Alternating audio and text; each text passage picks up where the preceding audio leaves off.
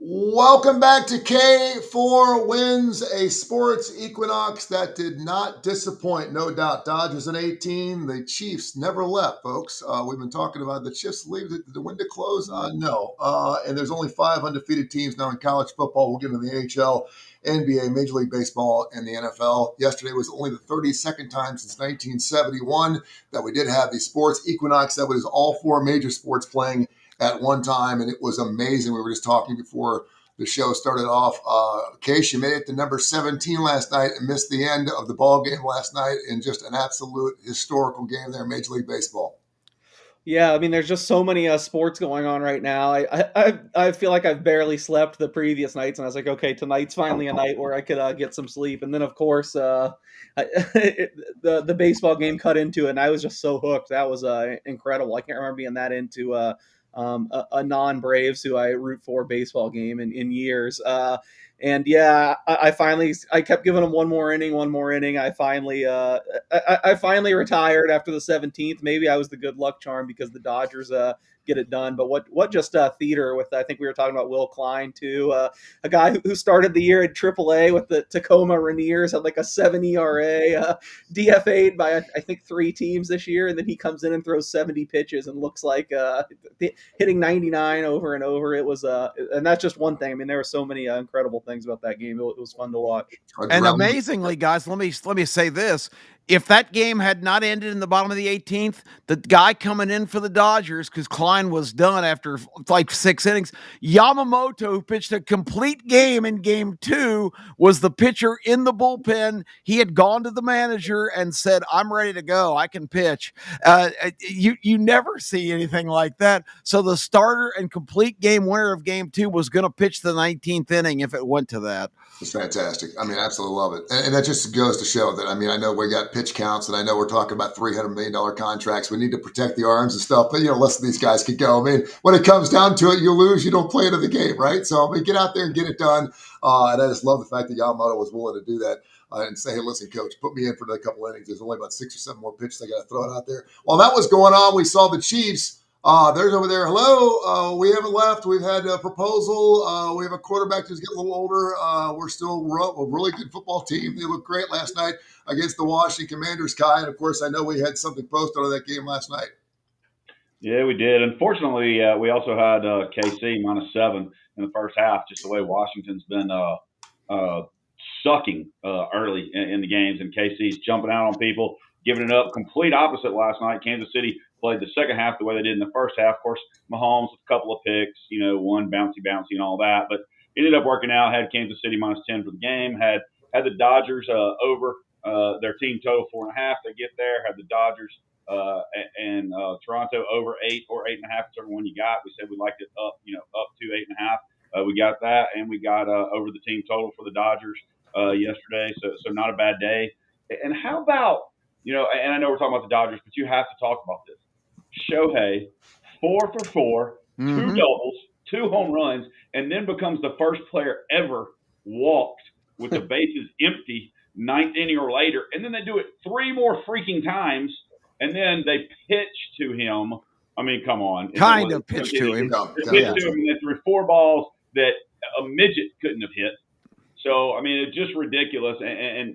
And then he's going to come back and pitch tonight. Yeah, on base 9 times. They asked it through an interpreter, do you realize you have to pitch later today?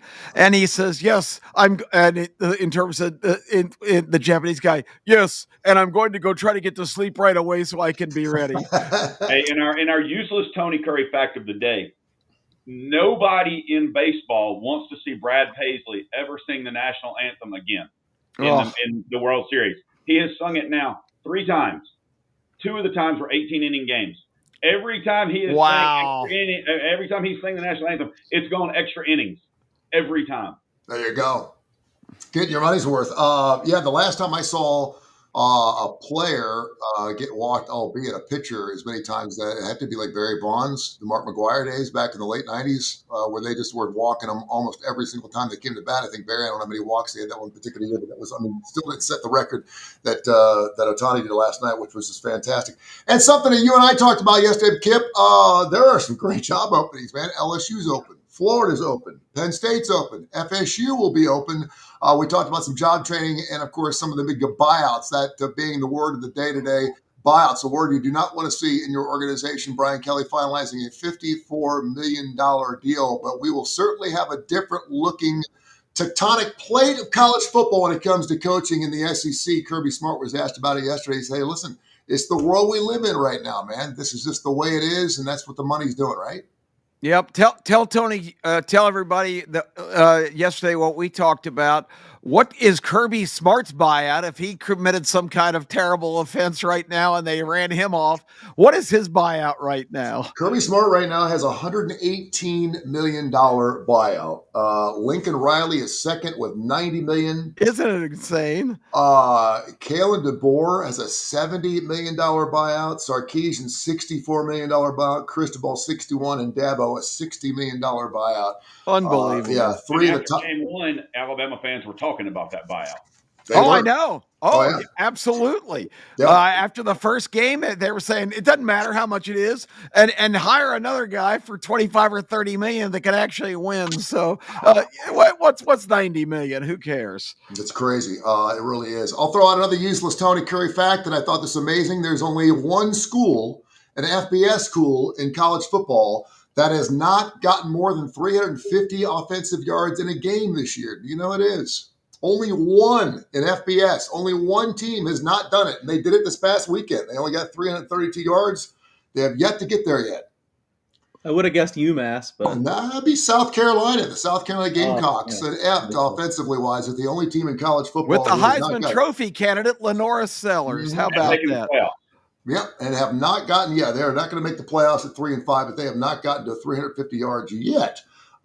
This college football season. Let's jump into it, man. We got some great games. Go ahead, Kip. I was just going to say those preseason rankings and the top 5 favorites for the Heisman, not too accurate this year. What? I'm so glad you brought it up because I have Joe from Tuscaloosa. He emailed me a couple days ago. He said, I listen to the show every single week. Absolutely love it. He said, I keep hearing the fact that, the jury's still out. We're having a difficult time figuring out who's really good and their schedule, this thing. He wants to know, what are you guys' best 10 teams, not polls, not top 10, but what are your best 10 teams? We'll try to get to it before the end of the show so we get an idea of exactly what we're looking at, because the AP poll did not change a bit, the top 5 or 6 games. And of course, you still have Indiana sitting right there. Notre Dame's peaking up a little bit. But we'll give you our top 10 here sometime before the regular show. Let's get into it, man.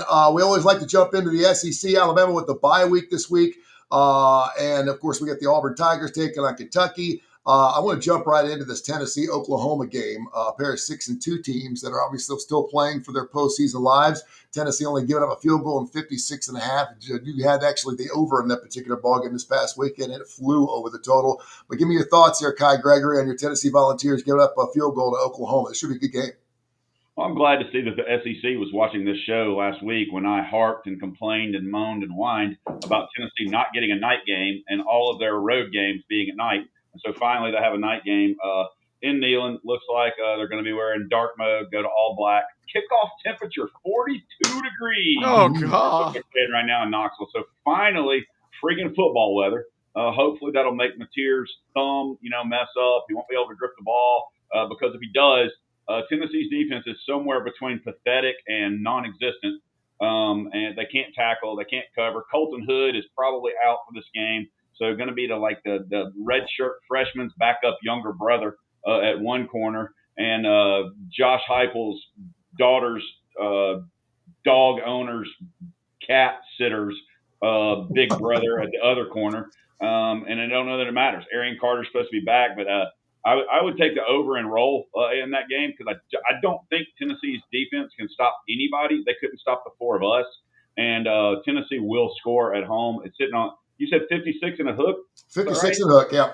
Yeah, I would already jump on that if I had not jumped on it. Like I have 12 other games, I would jump on that in a heartbeat. Yeah, well, I will say I think Kai's right because we still have Case on our team, and I can tell you Case was only called on all of his football career 3 tight end reversals, and he took all 3 of them to the house. So we still have that going for us. They probably wouldn't be expecting that call. Well, and you got Tennessee's quarterback who leads the SEC in every category except for touchdowns to interceptions. I mean, I was looking at the things and seeing how Pavia and Chambliss and they're kicked off these big Heisman Trophy candidacies for them, and I'm like, why in the hell is Diego Pavia even mentioned for the Heisman Trophy when in his SEC games he's thrown 4 interceptions and 4 picks? Yep. Aguilar, and don't get me wrong, I do not think Joey Aguilar should be in the Heisman Trophy race. But when you look at the stats, I mean, his Pavier's last 2 games combined, his stats are less than Aguilar's Saturday. It's like, what the hell? Now, I do think Ty Simpson is the best quarterback in the SEC. Stat-wise, the gauntlet they've run, and he's thrown 20 passes and 1 interception, I think that should speak for itself. One of the reasons why they're in my top 10, Tony, whether they've played anybody or it's proven or whatever not. Yeah, I think so. But you understand why Pavia's in there too. I mean, you have to have a race, right? I mean, in order to have a race, you have to have more than one person run the race, right? You have to have 3 or 4 guys. So he may not win it. He may not win it. He's not in the top 50 quarterbacks in passing. But thank God they throw him in there because it gives us something to discuss. It gives sports figures all around the country, shows to talk about. So if we don't have something to talk about, we have no show. So that game very interesting. Only catching 1.5 at Texas. If you were lucky enough to get a -7, I was this past weekend. I'm done off Texas. I thought I was going to give it a shot. I said inside a touchdown, and somehow they got it done in OT and got the push. I was happy with the push. That means get off that team if you're happy with the push. But yeah, Texas giving up 1.5 to Vandy this weekend, Case. That's amazing. If you had told me that line before the season started, it was 15.5. Texas 15.5 over Vandy. If you played it before the season started, now it's 1.5. Your thoughts? I'm actually stunned. I didn't have that in front of me. I'm surprised it wasn't more than 15.5 going into the season. To be honest, yeah, it's pretty wild. I don't know. I kind of feel the same as all you guys, and I'm not usually like this. I just let the numbers guide me. But sorry for some extra noise here. But love it. Sound like fireworks. Yeah, I have no childcare this morning. Anyway, yeah, Texas. It's just so hard to back them right now. I mean, week after week, it kind of looks like, okay, maybe now this is a spot where you can buy low on them because, talent-wise, they should absolutely have a huge advantage over all these teams, and they never quite get it done. This week, it seems like the market's really coming in on Vanderbilt. It seems a lot of speculation that Arch Manning won't be out there. I guess Arch did look good in the comeback, but are we really sure there's going to be that big of a drop-off to Matthew Caldwell with as bad as Arch has looked this year? So it's like the same story every week for me. I look at 1.5 and just say, God, Texas should win by more than 1.5, but I haven't gotten there. I haven't pulled the trigger. Luckily, I haven't pulled the trigger on Texas the last several weeks. I guess I probably, in hindsight, wish I would have last week. It would have been a win, but it definitely wasn't the right side. So this is another one I'm probably just going to stay away from, but I have a tough time making a case for Vanderbilt, even though, and I agree from a production, from a level of play, like Pavia should not be the Heisman winner. But, as someone whose main interest in this is handicapping it, there's always been like 2 avenues. It's been the ridiculous statistical production, and it's just been a narrative award. It's like who has the best story. And I think narrative wise, I mean, Diego Pavia, despite his numbers, that's why he's in it. I mean, he's probably he's on television every time you tune the TV in. He's on, and man, what a great face for his program. I mean, he looks like a football player. He reminds me a lot of Tim Tebow. He's got a bulky kind of big guy, and he's got the giant head. He does. I mean, he's a winner, man. The guy gets it done, and he's doing it at Vanderbilt. So not only that, but he's just also a smart kid. He looks like that. He plays like that, and he's smart. Good night. Play ball with that kid in the front seat if you're an Alabama fan. My favorite Diego Pavia story that seems to no one when he first really jumped on my radar that no one talks about anymore is when New Mexico State beat New Mexico, and there's video of him after the game when he pissed on the 50-yard line. He's from the mean streets of El Paso. There's no telling what he'll ever do. Another interesting game too, and they're looking for a coach down there in Florida, and it's probably the best job out there right now. But they're only catching 7 against the Georgia Bulldogs, another team that I don't want to say people are sleeping on them. I meant to look and see what Georgia is actually doing in the second half of their ball games, because they're a totally different team in the second half than they are in the first half of their football teams. But they're sitting there. I say Kirby Smart's got his team right where he wants them. They're going to direct the narrative. If they win out, obviously they're going to have a shot at a national title, and they're only giving up 7 on the road down there in the swamp. Kip, what's your thoughts on that? Well, it's not in the swamp; it's in I'm sorry, Jacksonville. Jacksonville. Yeah, And that makes a Dodger big part. difference. It does. If Georgia had to go to the swamp every year, that would even be more daunting. It's bad enough they play on the neutral field that for 40 years was named the Gator Bowl. What a total crock of you know what. Since this is a family show, but I think yeah, thank you. I think the line is about right here. This is such an emotional game, and we have seen the little bit of a bump that all these teams that replace their head coach have gotten. Tony, your squad downtown is the primary example of that because they had no pulse whatsoever, and then they knock off a top 25 team last week. So we've seen it all year. Penn State played a lot better game without James Franklin at Iowa, almost won that game, only lost by a point. Of course, UCLA had the couple of amazing games before they came back to earth last week. So that initial bump with the different administration, and I know Billy Gonzalez has been hanging around the Florida program for a couple of years, and I don't even know what his expertise is, but who knows? They might be a complete dumpster fire, or they might be totally inspired.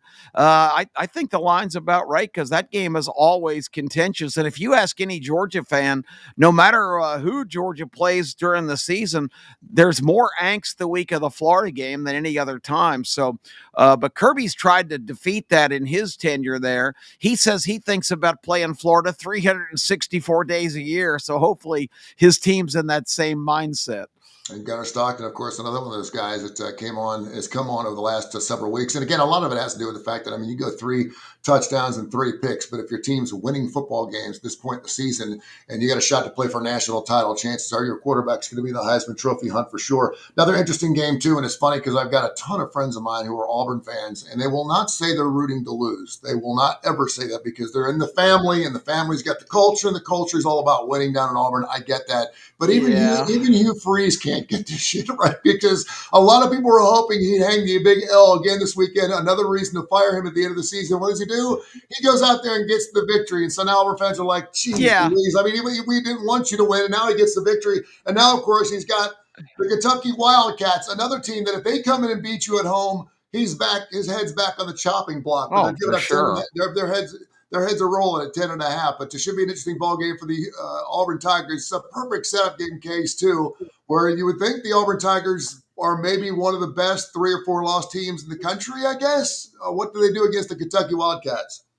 I bet Auburn -10. I'm going to be pretty displeased if the game comes out and Jackson Arnold's at quarterback again. I know they haven't committed to one guy, but I think I've seen enough of the Jackson Arnold experience. I'd be happier if Ashton Daniels is back there. I just don't think very highly of Kentucky, and I think one of their bigger problems is they don't have much depth compared to the other teams in the conference. And now we're getting to the mid to the end point. There's some guys beaten up, and you've just got like replacement level guys out there. So.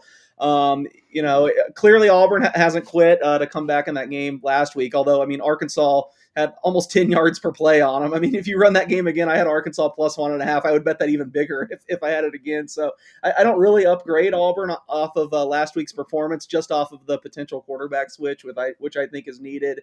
And I just think man for man that this team's a lot stronger than Kentucky. So I still see there's some 10s in Vegas. We even have 111, some 10.5s. 10's pretty key, so I wouldn't go higher than 10, but if you could still get an Auburn -10, I don't mind laying it in this one. Let's rip around the league, man. Let's find out what you guys are all seeing here on a Tuesday before Week 11 coming up here. We got Cincinnati, Utah, sneaky good game. You got Oklahoma, Tennessee. You've got South Carolina, Ole Miss. You got Duke, Clemson. Clemson giving it 3.5. It's unbelievable. You got Ohio State, Penn State. Ohio State obviously is the number 1 team in the land or close to it. And, of course, Penn State's fallen off the face of the earth. It's a 20.5-point line. My UAB Blazers catching 12.5 against the UConn Navy. North Texas, a 7-0 against a 7-1, a 6.5-point line. You also got Arkansas, Mississippi State, among other great games. We'll start with Kip Kiefer. Kip, what are some games that really pop out to you this weekend? Just a first glance for me, a couple that I've noted here. I think in the SEC, there's some compelling games. I'm just not a Vandy believer. I thought Missouri, especially after Prbula got hurt in the second quarter with a broken leg, and I feel bad for that kid. And you don't want to see any kind of gruesome injury like that. But with a true freshman, that game went not only down to the wire, it went down to the 6-inch line, because a lot of people don't realize the last heave of the game that would have tied it was actually ruled a catch just outside the goal line. He came down with the ball and 6 inches away from pay dirt and a tie game, but they call it a catch, but say he's short of the goal, did not break the plane. So game over. Sorry, time has run out. Vanderbilt gets a complete a pardon from the governor and wins that game against Missouri, whose game, but I don't think Missouri's abundantly talented. I just, I don't like Texas. I think I've been very clear on that since day one when they were ranked number one, which I thought it was an absolute travesty. And you can, like Yogi Berra, you say you can look that up. I have not been on the Texas bandwagon. I even declared 3 or 4 weeks ago on this show, Texas sucks. And I think I have been backed up by that. This back-to-back, people saying they're still in the playoff chase. Maybe record-wise they are, but perception-wise, winning overtime games at Kentucky and Mississippi State, not very impressive. And I think it needs to be pointed out too, and I'll stop the preaching here, but Texas, Arch Manning did not bring them back. He led them to the couple of scores that got them within 7, but it was stupidity by the Mississippi State coaching staff, just like the week before. The Kentucky coaching staff. Texas has one game breaker player on their roster. It's Niblett, the punt returner. And what in the world are coaches thinking to put the ball in the most dangerous player's hands in when the game's on the line? They punt it right to him. He runs it back 79 yards. That tied the game. It was not a grand Arch Manning drive down the field. So, it's just stupidity. Kick the damn thing out of bounds. This is like a Deion Sanders or a Devin Hester or a Rocket Ishmael. You don't put the ball in those guys' hands when the game's on the line. It's just idiocy. So anyway, Texas is terrible, but I suspect back in Austin, they haven't been there in 3 or 4 weeks. I think the Vanderbilt myth being in the top 10, I think Texas will summon up enough of their blue blood talent to find a way to win this game. I don't see Vanderbilt coming out of Austin with a win. It just doesn't make sense. A couple weeks ago, I held my nose and picked Texas over Oklahoma, who I suspected was overrated and over-regarded, and they bona fide that, certified that, I should say, with their inability to score against the Ole Miss defense that Georgia shredded the week before. So that game kind of sticks out at me. I think Texas will find a way to win because I just don't think Vanderbilt's legitimate. I'm kind of intrigued by another game. Miami goes to SMU. SMU pounds Clemson 2 weeks ago and then inexplicably loses to Wake Forest. But Miami is a little sketchy right now. The Stanford game was a little bit of an issue. It was never in doubt. Stanford is absolutely god-awful. Too bad Florida State. But on the other hand, Miami going in there as a 12.5-point favorite. I think SMU's still a decent team. They were a playoff team last year. They didn't deserve to be, but they were. I kind of like them at home to keep that game close. I also talked about Stanford being so bad. I think Pittsburgh quietly is a force. I think this is a team that scores a ton of points. I see them going out there and just beating Stanford up and down and upside down. I like Kai's team, Tennessee against Oklahoma. I think they're pretty much done. The myth, and again, you guys hear me rail all the time, and today I've decided I'm not going to rail, but Oklahoma, the number 1 ranked defense in the country. Well, that myth was destroyed last week because they had no answer for Ole Miss's offense either. I just don't think they're a very good team right now. And I think Tennessee is sneaky good in terms of the overall discussion about who the better teams are. Their losses to Alabama and Georgia, if they had a field goal kicker who can make a 42-yarder, they beat Georgia. And against Alabama, if they don't throw a pick at the goal line, 99-yard return in the last play of the first half, if they go in and score, make that 16-14, I think that game goes to the wire, and I think Tennessee would have had a really good chance to win that game. So I think the Volunteers are a lot better than people think, and that's pretty much my list of the games that got my attention this week, but should be interesting, and I'm looking forward to us discussing our top teams, because I imagine there'll be some differences there. Yeah, there certainly will be. And you mentioned when you say Texas sucks, I'm not going to go as far as in Texas sucks. And They pretty much suck. Well, they've lost 2 games, one to Ohio State and one to Florida. And Yeah. they did go. Just hold on, you can pick them in your top 10 if you want. Okay, or not. I'm not going to rail. They've only lost 2 games on the season, and there's the 2 decent teams, and of course Florida being one, Ohio State's the number 1 team in the land. That's the other. They lost by 9 and 7 points. So listen, I'm not going to say they're a juggernaut. I'm not going to say they're going to win a national title. They're getting it done, and Steve Sarkisian's got time to figure it out and make it happen. But again, I look at that line and I listen. My dumb ass took them this past week, and I got by the hair of my chinny chin got the push. I just cannot believe that this team. All they have to do is win the football game and get the win against Vanderbilt this weekend, and it's just egging me on to take them again. And I've taken them 3 weeks in a row, so they are 2-6 against the spread. So certainly not my pick is for sure. Kai, what's some teams that jumped out to you this particular weekend? We've gone through both of them, but any other games that really are kind of tweaking your brain a little bit when it comes to wow, this looks like some good value here? Yeah, before I get to Saturday, I got to say, I mean, there's some good games during the week. If you like to gamble, there's some great games. This UTEP Kennesaw State game, I know it's a 10-point line tonight, but I really like that game. Some of the things that have gone on. James Madison tonight against Texas State. James Madison has just been scoring points here lately. Their defense is a lot better. I mean, you've got a Friday night lineup, Halloween night, a pretty good lineup with Memphis at Rice, North Carolina, and Syracuse, Sam Houston, and La Tech. But good Lord, the 11 o'clock slate Saturday in college football: Duke, Clemson, Penn State, Iowa, Army, Air Force, Vandy, Texas, Rutgers, Illinois, Central Florida, Baylor, Miami, SMU, West Virginia, Houston, UAB, UConn. I mean, North Texas and Navy. That 11 o'clock slate is just gigantic and huge. I don't have enough TVs in my house to watch all the games that I want to watch at that day. No matter how many TVs you have, I mean, it's going to be. It's finally, to me, and Kip's talked about it a lot. To me, finally, we've got a lot of games we can watch at 11, and then at 2:30, and the 3:15, and the 6, and the 6:45, and finally we have something where actually we have at least one, if not 2 or 3 games during each time slot that you want to watch and have to watch. Mm-hmm. Yep. Yeah, I mean, 11 o'clock games always Big Ten sucker games, 13-6 every single day every week. And this week we have some great games at 11 o'clock. Case, what are some games that have popped off? I know you like to get on some games really, really early. What was the first game you bet on this week? Well, I don't know if it was the first, but you guys are probably sick of me saying this. This is ever since the Arkansas game, every single week, the openers, I've hit the same team the biggest right away because, spoiler, when we get to the top 10, I think they're very prominently featured. People are going to say that they have 2 losses, but I slammed Notre Dame again, opening a 28-point favorite at Boston College. I love the way the Irish are heading. They've covered every game I've done this. I know a couple of you guys last week were against Boston College. I didn't join, but you kind of got Louisville's offense just isn't very inspiring, but still they outgained them by like 4.5 yards per play. They just couldn't get in the end zone. So maddening. Very misleading score.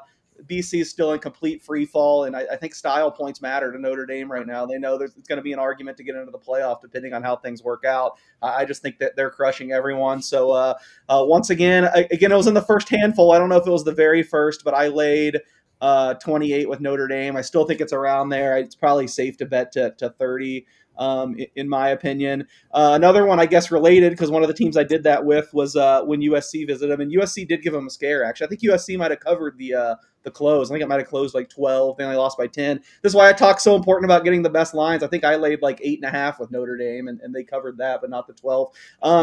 it's I mean, it makes me feel sophomoric. I think I wrote in my column, it's like the stupidest analysis, but USC has just not been the same team on the road 3 years straight. They've been their splits are just insane between how good they are at home or on the road. So I was pretty surprised that they opened a full touchdown underdog to Nebraska, who's been a big letdown, but USC's defense has struggled. I think Nebraska will be able to score on them. I mean, to not even to just be able to hang with them. I liked in one of the other bigger games. I liked taking the 7 at home with the Cornhuskers.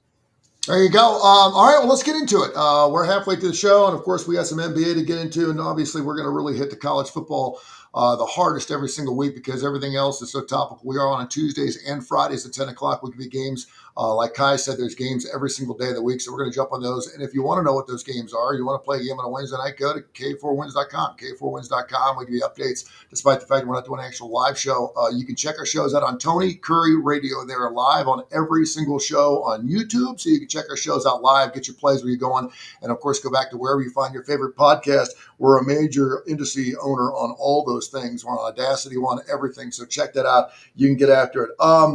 In no order. You can do an order if you want. I don't really care. But, Case, I want you to give me your top 10 college football teams right now. Not in a poll, not rankings.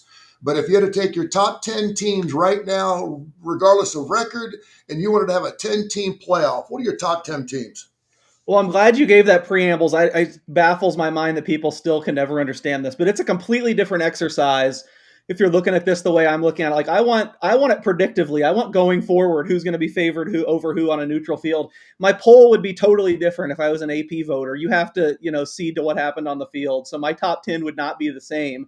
But I'm looking at it more from an analytical standpoint, more from like I said, what would happen right now and what the betting market would think. And I kind of teased it earlier. I know people aren't going to like this, but there's literally one team in the country right now that would open a favorite on a neutral field over Notre Dame. You can say what you want. You can be mad at me. That's just the facts. And that's how I have it too.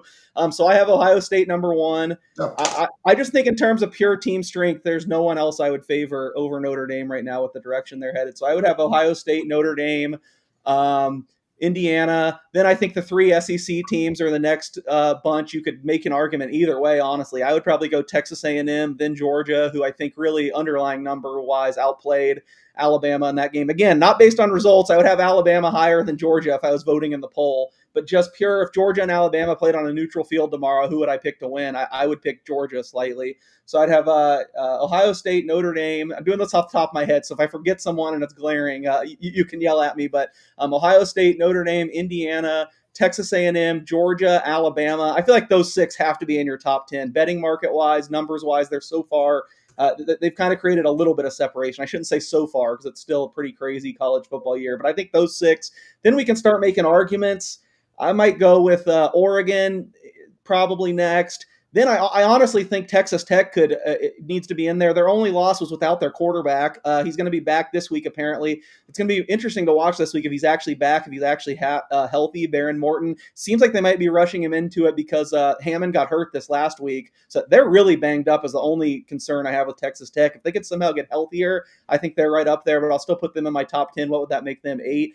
So yeah, Oregon, 7, Texas Tech, 8, 9, 10, man, you can make a lot of arguments. I still think I'd go Miami in the top 10. I mean, a 4 interception game and they still barely lost to Louisville. I think at the line of scrimmage, they're the best team in the nation. There's no one you're going to take in the trenches, both sides of the ball over Miami. So I'll probably have Miami at 9.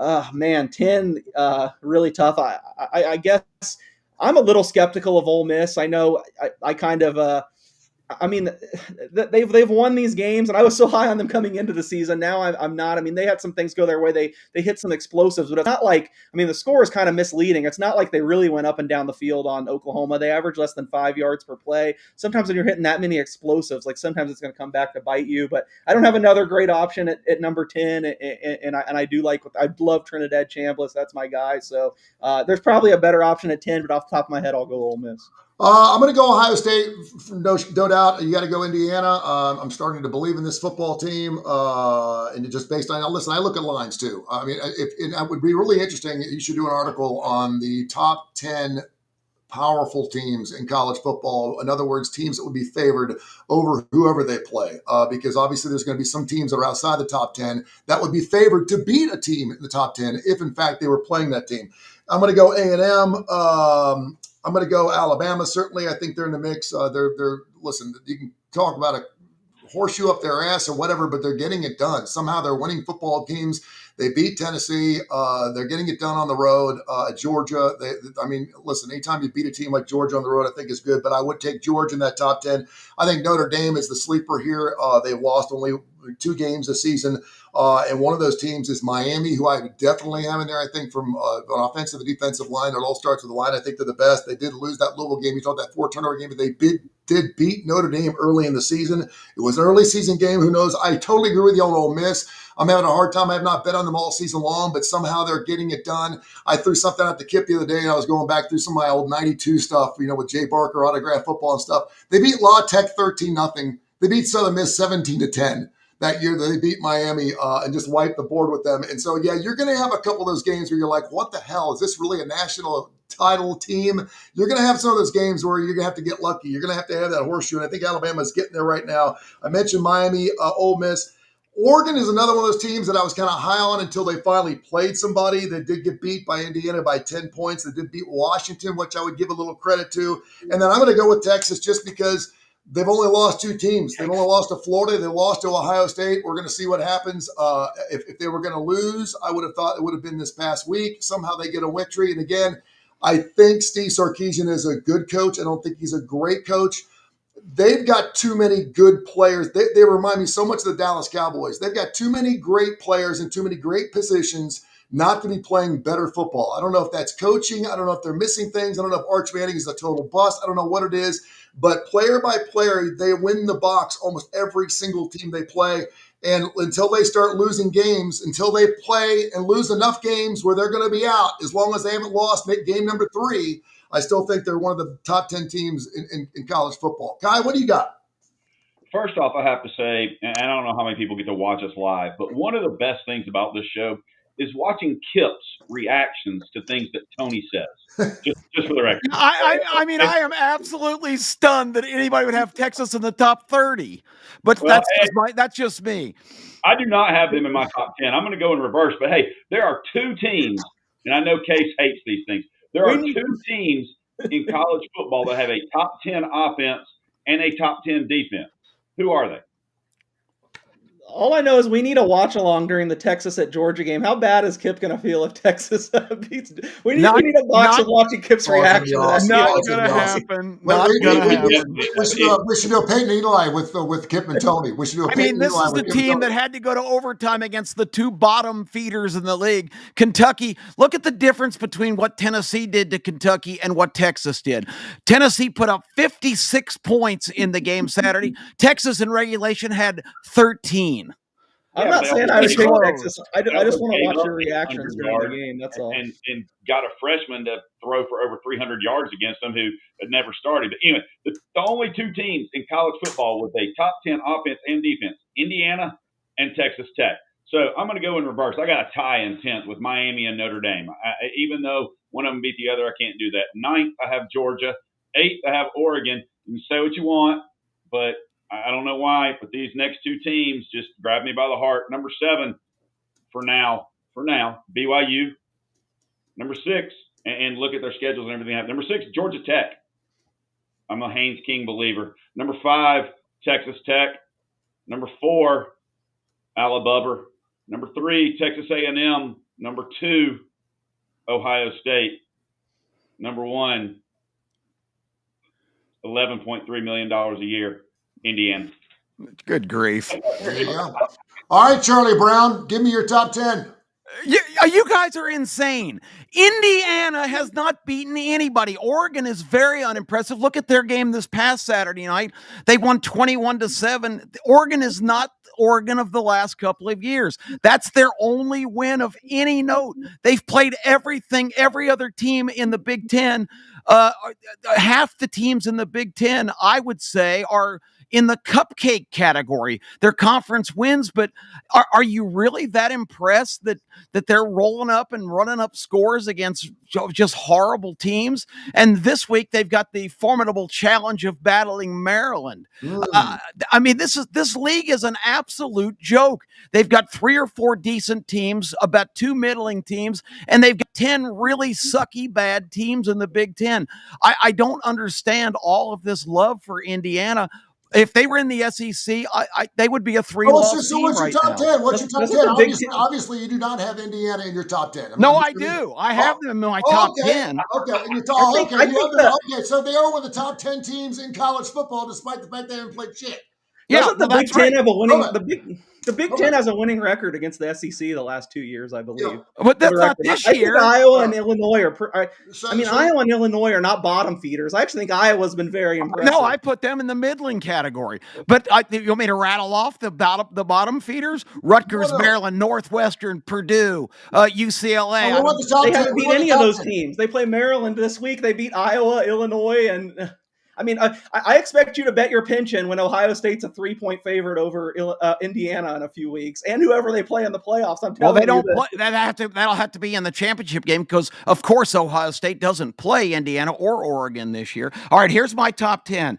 I'm starting in the SEC because the SEC is so vastly superior, and I know I'm a homer, but it's just common sense this year.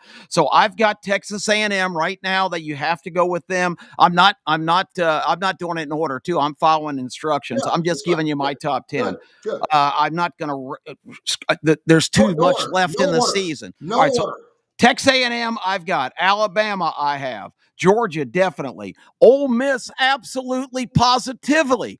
This is the most potent offensive team in the country. This team can score on anybody. Their defense sucks, but Oklahoma looked like a formidable challenge, and the Ole Miss front held up and pretty much stuffed Oklahoma's running game, made them one-dimensional. I think Ole Miss is definitely one of the 10 best teams in the country, and right now, if a playoff berth, if taken away from them, would be an absolute travesty.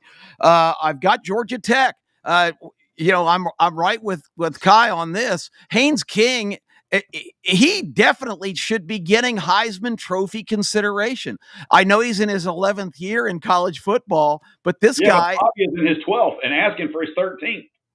wow. How can we yell about Indiana's schedule and praise Georgia Tech? I mean, Georgia Tech's schedule's 10 times worse than Indiana's. Yeah, I agree. Well, I'm going to get to Indiana. I've got them in my top 10. That was the exercise here. Who would I put in my top 10? So I've got Georgia Tech. I've got Miami still in there. I've got Notre Dame because Notre Dame has been, like Case says, steamrolling everybody. That nobody started with a tougher 2 games, which I predicted they would lose both those games at Miami and Texas Tech. You do have Miami in real quick. Yes, I have Miami in. Okay. I've just got a couple more. I've got Notre Dame in. Yep. I've got, of course, Ohio State and Indiana as we get to the Big Ten grudgingly. I don't think Ohio State's played anybody of note because I don't consider Texas of note. And Indiana, their signature win again is against Oregon, who I don't think is that good this year.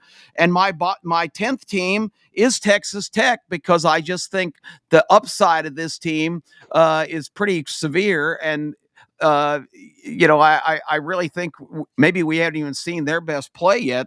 We'll see if their quarterback coming back this week. And I've got these teams right on the fringe. Tennessee, Oregon, and Louisville are all teams that I would consider. So that's. I would argue with Tony what he said about Texas, man for man. Everything. If Texas Tech is healthy, who has a better roster, position by position, everywhere with what they've done? Who has a better roster than Texas Tech? Or Case on a neutral field, what would Texas line be? Their line play is fantastic. God, Texas just gets so much respect. I actually have Texas Tech a favorite right now, so I think they'd be like at full strength. They'd be like a 3-point favorite, but I wouldn't be surprised if I was wrong. As Texas has still gotten a lot of respect. This was a fun exercise. I was kind of skeptical as I was doing off the top of my head, but we were all really similar. I just think you guys are. if we're doing predictive, the actual best teams, and I love Haynes King too, but it's insane to have Georgia Tech. I mean, Georgia Tech, Oregon, who you guys I think don't have in. Oregon would be a 14-point favorite over Georgia Tech, honestly. Well, this is my Really? top You can 10 say that's right ridiculous, now. but I know, but that's my top 10 right now. And Okay, I will got it you. change next Yeah. week? Absolutely. but But I right think now, I'm doing it like an AP voter. Yeah. I don't remember Tony's, to be honest, but because he was first. But I think me, Kai, and Kip had 9 of the 10 same teams. Yeah, So we were pretty similar, I honestly. had None of us had Texas for him. I had Ohio State, Indiana, A&M, Georgia, Alabama, Notre Dame, Miami, Ole Miss, Oregon, and Texas. Yeah, And- So you got at least 8. Yeah. yeah, we're all about the same. So And I'm really, the only one that really, had BYU. He's the only one that had Texas. it gets down to, listen, when you get down to 8, 9, and 10, and again, that's what I wanted to do. I wanted just 10 teams. I didn't want any particular order. When you get down to 10 teams, then you're starting to muddle with the Georgia Techs and the Haynes Kings and the BYUs who are still undefeated, and you can even throw a Navy in there. Memphis, until a couple of weeks ago, certainly South Florida's had a really tough schedule. I'm not saying they're one of the top 10 teams, but you look at their schedule, South Florida could play with anybody. For me, I mean, I'm not saying they're going to beat Ohio State, but if they're playing someone in the SEC, I think it's probably a 7-point ball game. So are they one of the top 10 teams? Maybe. And then, but the only reason, and listen, this has bit me in my betting ass over and over and over and over again, and I just can't seem to learn. But I look at a team like Texas, and I buy in early in the season. I see a number 1 team, and I'm thinking, when is that? I've seen the switch thrown too many times in college and professional football. I'm like, when the hell is a switch going to be thrown? And they haven't found the switch yet. They're still in the dark. They're still bumping their head. I cannot believe with a coaching staff like Steve Sarkisian and that crew who had a preseason Heisman Trophy guy. Yes, I know he's only got the name. He's all he's got is Manning. But I can't believe even his lineage, even his loins. I can't believe his nutsack isn't enough to get him to play better football just because he's got the name Peyton Manning or Manning behind. I cannot believe he can't throw the football even. That being said, I do think they're getting better and better incrementally every single week. And I wouldn't want to play. I don't know anyone who wants to play Texas. I don't. You ask anybody, do you want to play Texas? They'll go, oh, hell no. I don't want to play Texas because they know that is a bomb ready to go off. That's all I'm saying. So I'd have to put them in top 10. I'm a little more skeptical, I think, of you at this point, but I will say, I mean, they have 20 plus guys that are going to be in the NFL if you go not just this year. So if you're playing an upside play that it clicks all together at some point, that still makes sense to me. I just haven't seen it yet, and I'm sick of being let down week after week. I hear you. They can't run. They can't run the ball. Their quarterback is not ready for prime time. I would have never taken 7.5. I had to buy the half. There was no way I was going to take over 7 against Kentucky. And quite frankly, the myth that Texas has a great defense completely blown to shreds this weekend as Mississippi State ran up and down the field and put up 38 points. Yeah, until that game, I think they were averaging like 7 points a ball game. Mississippi State definitely did figure something out this weekend against that Texas defense. So if you want to figure out how to beat the Longhorns, man, go check out that game because that tape is invaluable. It's an unbelievable.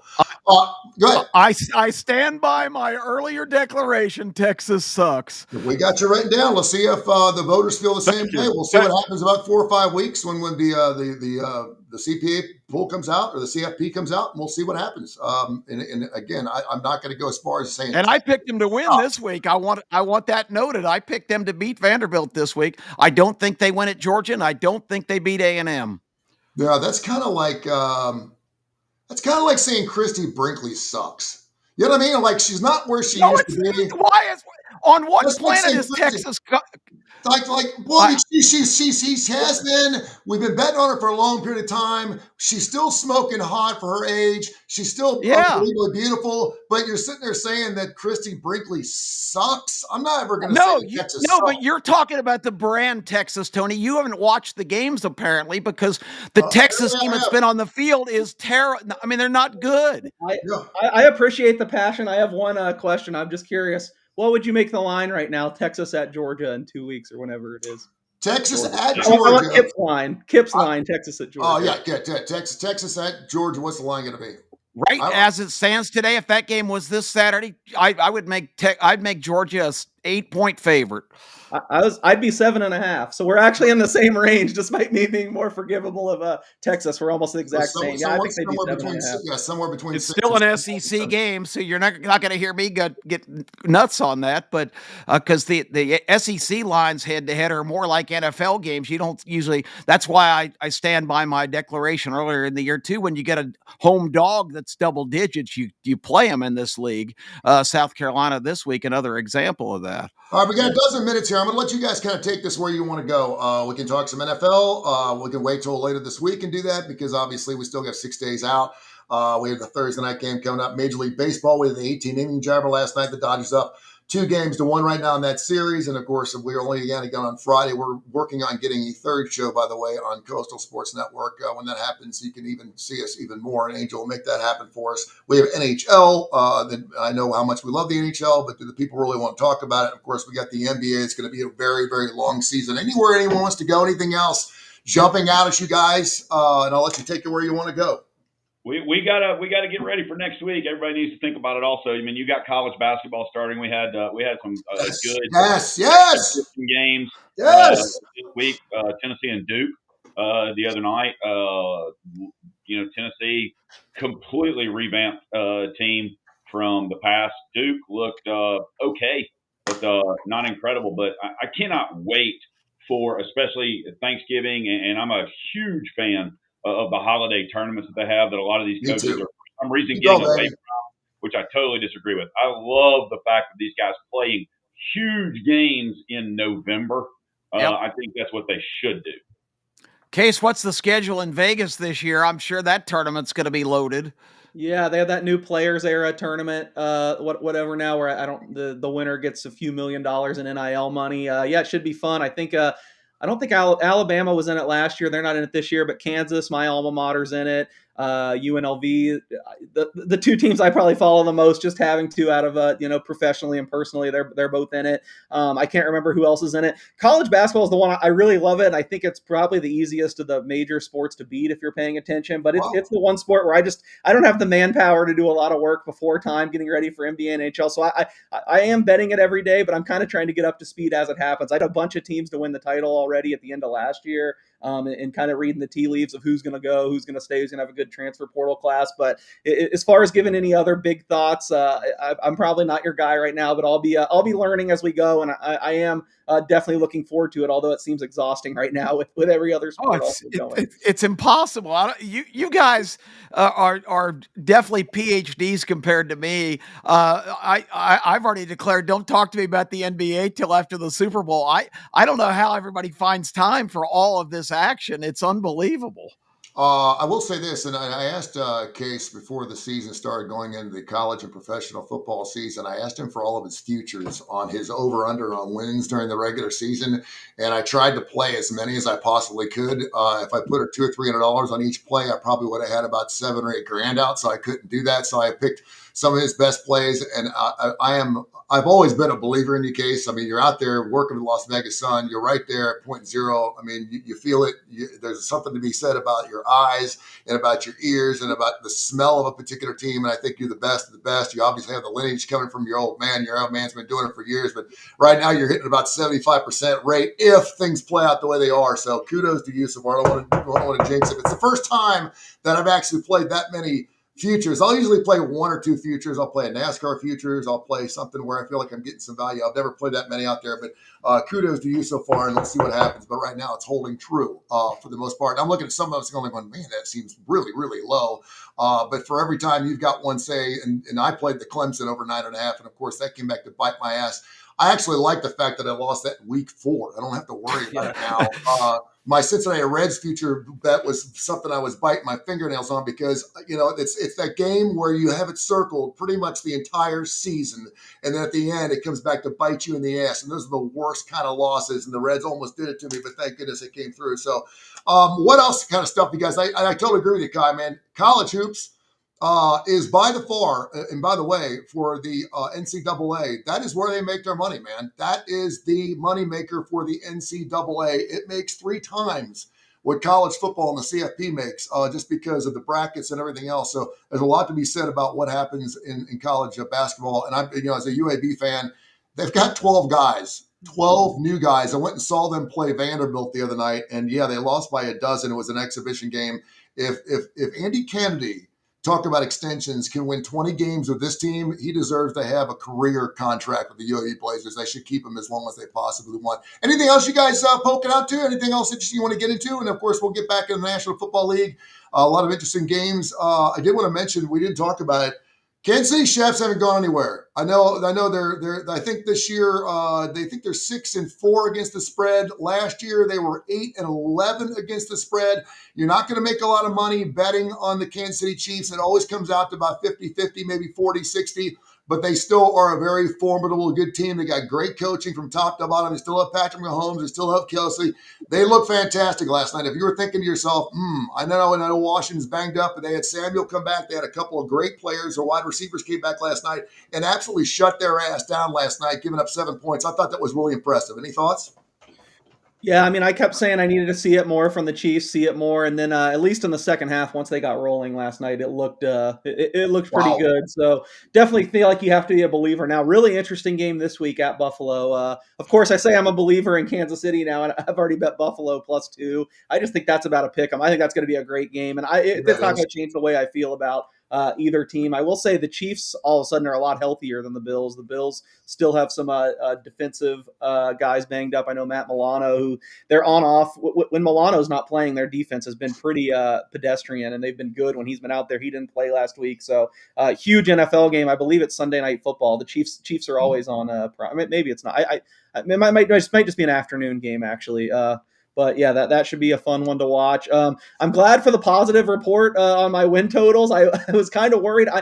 I hear some people say they like to bet win totals because they like to be on the edge of their seat and monitoring every game with how they are. I actually have to kind of go the complete opposite. I just feel like it clouds me too much on a week-to-week basis. So I kind of place them and for not totally, but for a large part, forget about them and kind of check in the last. No, listen.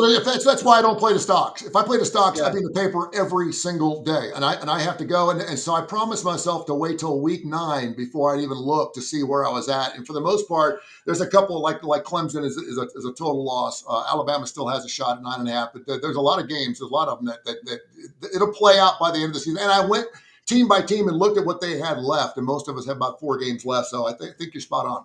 Yeah, and I did peak this week actually at a few. I thought I was having a bad win total year, to be honest, and maybe I still am. We'll see. I think the SEC I'm doing pretty poorly actually. So that maybe we talk so much about the SEC that I was worried about that. But then I looked at some other conferences and I'm like, man, I'm in great shape here. So we'll see how it plays out. And maybe the SEC I'll get lucky some. I think one of my biggest bets was Missouri under 7.5, which should have been a sure loser. But who do they have their quarterback now? People forget like Sam Horn was the starter in week 1. He got an absolutely gruesome injury. All the reports were that he outplayed Prabula in training camp. Now Prabula's hurt. I mean, I don't know who they have left. What I know, Zollers is the kid's name. He's a true freshman. So I don't know what they're going to do now. Bad timing for Drinkwitz because I know you guys don't necessarily believe in him, but he's definitely on the list for all these jobs. And I think he's going to get one of them. I think he's going to get one of the major jobs. So we'll see what happens. I mean, if they get crushed all these games, it's got to hurt his candidacy a little bit. Let me ask you guys real quick. And we talked about Florida's open, LSU's open, Penn State's open, Florida State will be open. Lane Kiffin's name is coming up, obviously, for everything. He was on the Levitard show yesterday as well as McAfee and said, listen, it's not about the money. It is about the money. He said, Jimmy Sexton says, it is about the money. Shut up, Lane. Let me do my job. You do your job. Yeah. Lane says he'll go whatever. He has been at Ole Miss for 6 seasons. It would surprise the hell out of me because there's too many big jobs open for him right now. Where do you think Lane Kiffin goes? Is it Florida? Is that it? I mean, if they don't screw this up, is he going to be the Florida coach next year? Lane Kiffin will be head coach at the Florida Gators next year. You can take it to the bank. Okay. Anybody else got any thoughts on that? I will say this: if you're Auburn, you do not want to fire Hugh Freeze right now because you're not going to get the first 5 guys. They're going to go to Penn State. Nope. I don't know if you get him anyway. We talked about that yesterday. Kip and I talked. Auburn. We went through the listing. Well, they're not going to get Kiffin. I'm talking about anybody. Yeah, I know. In your top 5 coaches out there. I personally. There's a lot more money. If I was Lane, I'd hold out and I'd want the LSU job. But I have talked to some people and they said Ole Miss is going to throw the farm at him. Yeah, and listen, can he win a national championship at Ole Miss? Damn straight he can. He can. I mean, we're talking about him right now. He's got a couple things he's missing now, defensively speaking. But like a defense. the question is, can you win a national title here? And the question is, and the answer is yes. You can win a championship at Ole Miss. It would take a lot. They don't have the best facilities. They do have the Grove, though. And the best. When's the last time they won one? They got the best, hottest women in all of college football in the Grove. Just walk to the Grove one day and just put your neck on a swivel and make sure the kids aren't around. Wear some sunglasses because your neck's going to hurt about a half an hour if you walk to the Grove. It is fantastic. It's fun. Well, that's probably a deficit. SEC championship, not a national championship. When's the last time they won an SEC championship? They haven't. Enough said. Yeah, but when was the last time they had the hottest coach in college football? Never. I'm talking about them winning a national championship. They haven't ever won an SEC championship. They're not going to win. He's not going to win one there. Yeah. Period. I think he's done an amazing job at Ole Miss, and I think conceivably, I mean, I'm not going to say it's impossible. I think it's improbable. I think the thing that really hurts them is all the reporting is that, and I believe it, just reputation-wise, they don't have the money of these other schools. So then if you do throw the bag at Lane Kiffin and get him to stay, that's going to take away from your ability to pay all these guys on the portal and get all this talent. So I get, from a security standpoint and all this, that he could stay there. It's a great fit, but man, I'd be worried if I took $100 million or whatever, then how much money do we have left to go get players that can let me compete at that level? By the way, Lane Kiffin's buyout, $36,600,000 if he's fired today. And that is on the low end of some of these big buyouts. So pretty amazing stuff. It's going to be fantastic here. Hey guys, we'll do it again coming up on Friday, 10 o'clock Central Time right here. And special thanks, of course, to SR 1029 The Game, also, of course, Coastal Digital Sports Network, and Tony Kurre Radio. You can hear the show live on the Tony Kurre Radio app, not to mention, of course, wherever you get your social media. We are all over that on Facebook, on Instagram, and more, and we'll get after it again on Friday, get some more NFL action. It's going to be a fantastic week. Just take it in, guys, because it's going to be over before you know. We only got 4 more weeks of college football left. I can't believe the season is flying by as fast as it is, and I thank you for all your hard work and your dedication to the show. Thank you, gentlemen. Sir!